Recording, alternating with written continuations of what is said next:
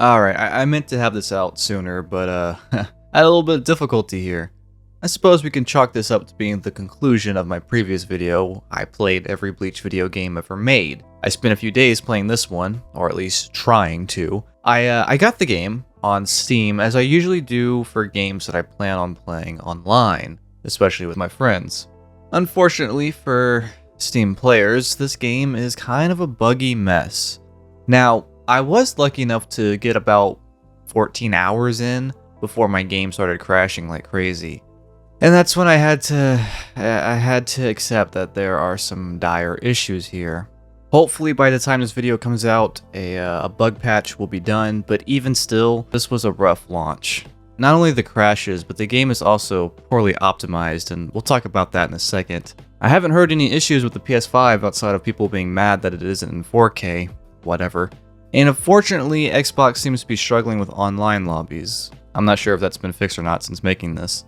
So yeah, this game had a really rough launch, and it definitely hurt the reviews a little bit, and that's not good. That's not good for the first Bleach game in over a decade. We need this game to do good. We do, in order for them to know that we want more Bleach games. So, problems aside, how is the game? Let's break it down in a few major sections from gameplay, story, and online. Gameplay, this is the big one. This is the first of this series of Bleach games, hopefully a series of Bleach games. I had seen some gameplay clips, some battle clips online, and I just didn't know what the hell was going on most of the time I was looking at them, but I try not to watch too much of this game because I wanted to really enjoy it for myself. I do wish that they had released a demo for the game beforehand though, just because it's the first of its kind, and to really give people the option to see if they like how it plays without having to pay full price for it. We don't really do demos too much anymore these days, sadly. When I actually opened up the game and went to the tutorial, it cleared things up a little bit for me, but I think I learned the best in story mode, with limited abilities and learning to master those before moving on. It was a great way to learn movement and just understanding the fundamentals. The game is a 1v1 3D battler. You have two attack buttons, a quick and heavy, which you can mix and match for combos. There's also a special button, which is different per character. Some shoot projectiles, some counter, and some just add extra smacks. The characters have different ranges per fighting style. My current main, Yoruichi, for example, is very short range, and it can be tricky going up against characters that have big ass swords that can hit you before you can get near them. The health bar is your reishi, and you can see how many stocks you have. Once you whittle your opponent down to around under 30%, the reishi goes red. This is where you can hit your right trigger and hold it to eliminate a set number of stocks, which varies per what state your character is in. Neutral is typically 2 stocks. Or you can use one of your specials, which you can see this bar down here charges up. The first only needs 1 of these bars. The second move, which is more powerful, needs at least 2 bars. Hitting these and finishing a life can take even more stocks away. Or you could just use Mugetsu and take all of your opponent's stocks away in one fell swoop. And of course you also have one of the game's big gimmicks, the reverse gauge. With this you can flash step to counter your enemy or continue combos. You can also let it charge fully to go into your reverse state, which varies per character. Some heal, some get faster. Overall, it gives you a desperate edge you might just need against your opponent. In Ichigo's case, using reverse while in Bankai actually brings out his incomplete holification state. Which also leads me to the next big thing. You have your awakenings or evolutions. This is your transformation state, which pretty much changes up your moves and gives your character new specials or even reverse states.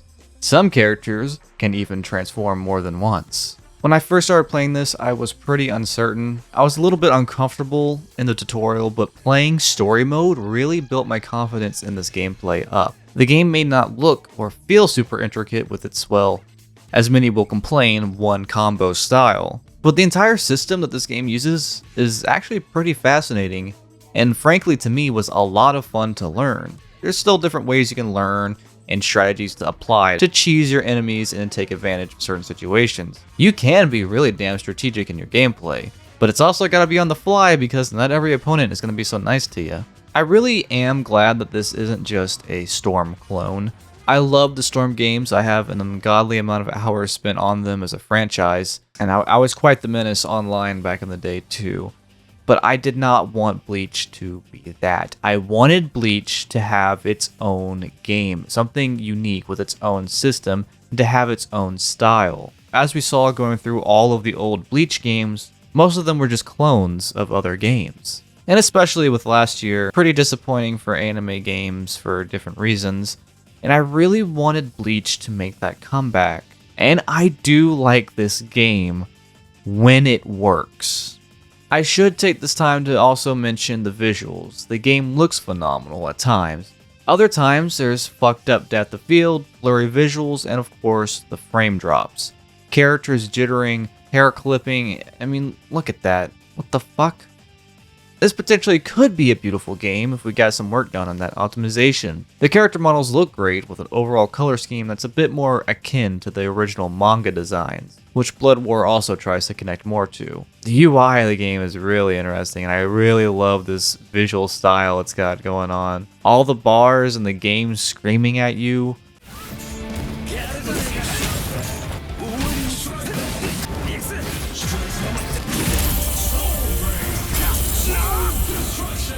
Now, honestly, I don't even hear the announcer voice anymore. The game's roster is pretty solid for being the first entry, over 30 playable Bleach favorites, 3 of which being Ichigo, one that you unlock after beating the story. Not to mention an assortment of story mode only characters, although unfortunately most of them kind of just act the same. Although I do find it weird that Yumichika is story only.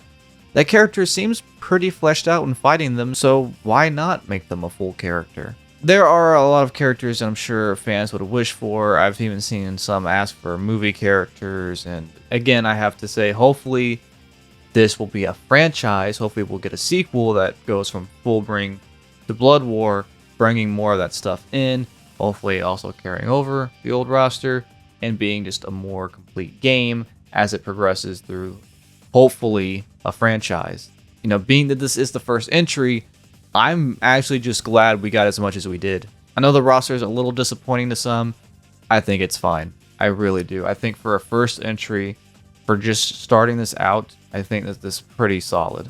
And of course, there's going to be 4 additional characters coming in DLC. Probably most likely will be Blood War stuff. I mean, I would rather all the Blood War and Fullbring stuff to be in a sequel. DLC could be cool as movie characters, Senna, whatever. I wouldn't even mind Ishin or Ryukin. Those would be cool.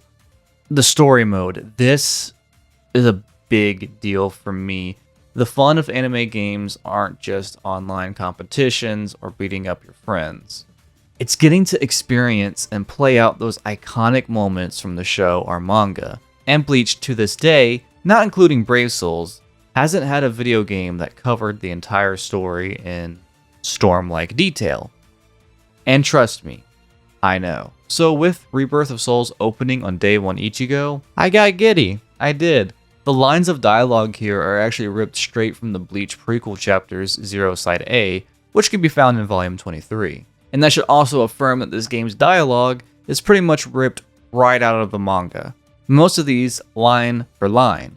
The problem though is that the cutscenes aren't super investing. Most of it is just character models stiffly standing and giving dialogue, and every now and then giving an expression.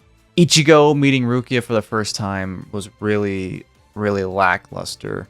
The pacing was awkward, and it just lacked any cinematic strength. I got really worried for how the rest of the game was going to play out, but it is pretty much like this for most of the game. However, it is still a very detailed story mode, covering a lot of stuff, more than I expected. Even events that couldn't be captured in gameplay are still mentioned and acknowledged. I guess you gotta cut corners a little bit to be able to get all of that information in there, so take what you will, I suppose. The game does open with a substitute arc, and yes, you can play early Ichigo.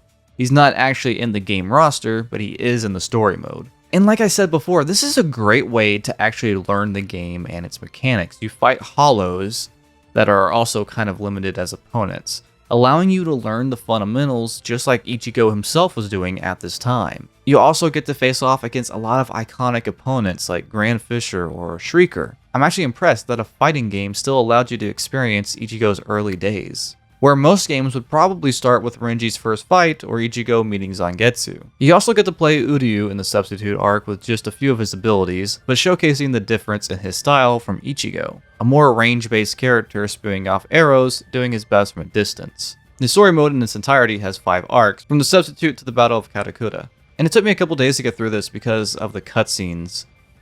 They're long. Some of them went on for like 20 minutes. And of course you can skip them if you choose to, but I really wanted to at least experience them once for my first playthrough. Even when I know the story pretty well, and this game does still kind of expect you to. It's still encouraged to have that faint idea of the story, and then this game's story mode kind of refreshes you on it. It reminds you of those beats, and it even captures some of the smaller moments that you wouldn't expect.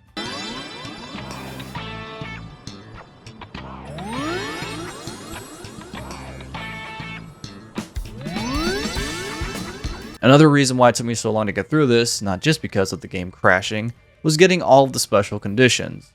The game encourages you to handle battles in a certain way for more rewards, whether it be game items or story bits. You pretty much enjoy every fight from the series that you can, assuming those characters are in the game. The bosses also aren't super detailed as like QTEs in a Storm game. You do fight with encouraged conditions to get cutscenes, and yay, you win. After the Soul Society arc, the game goes through the Vizards, and after one mission, you get a whole board of filler.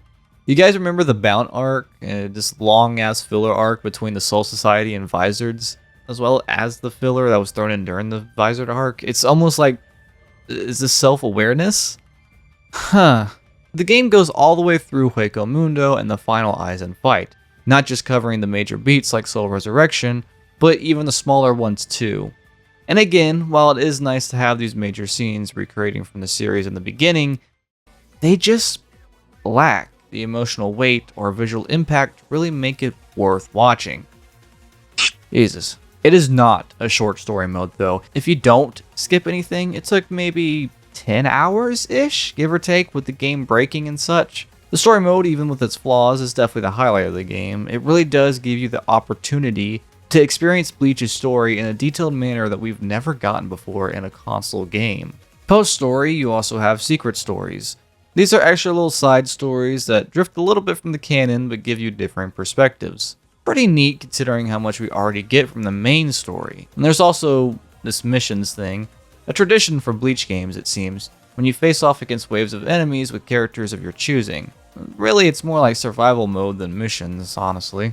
And before going into the last thing, I do want to give an honorable mention to this game's soundtrack. It is so good. Characters have their own specific themes and their own awakening themes. Yoruichi's goes so damn hard. I love Yoruichi's theme. And of course, you have the main theme, Die for Love. It's a great soundtrack on this game. I cannot wait for these OSTs to get released. The last biggie is online mode, where most people want to spend their time.